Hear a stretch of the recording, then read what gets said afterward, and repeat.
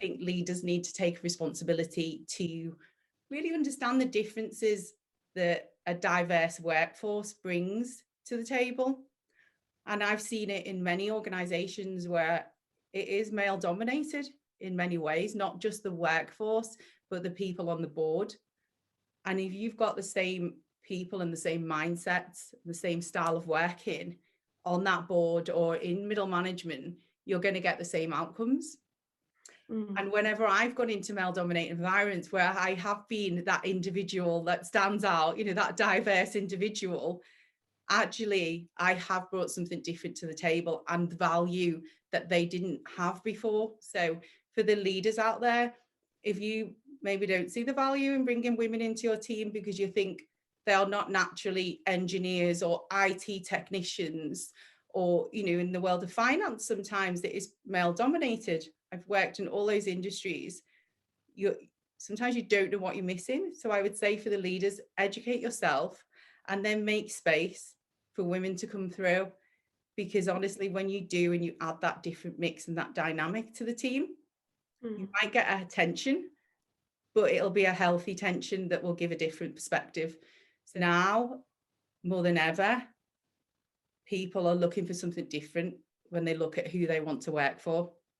And we think about the next generation and the Gen Zs and the millennials of our time.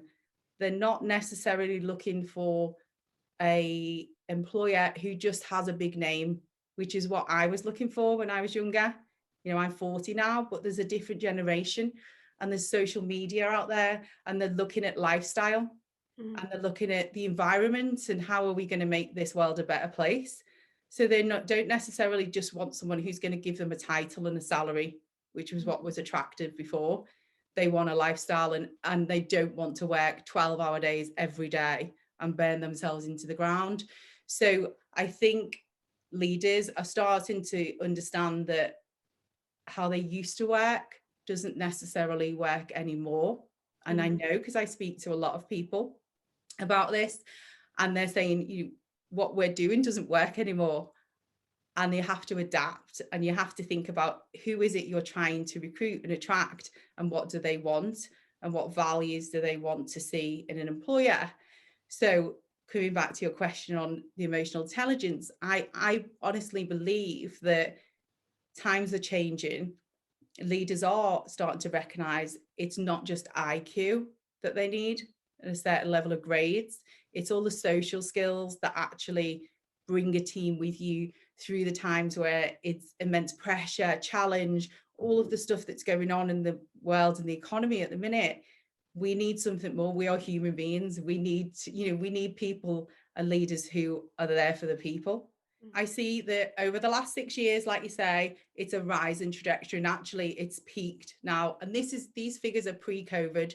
So God knows what they're going to come out of when they're released this year. So the 1920 figures pre-COVID on the Labour Force survey showed that there was 17.9 million working days lost because of stress-related illness.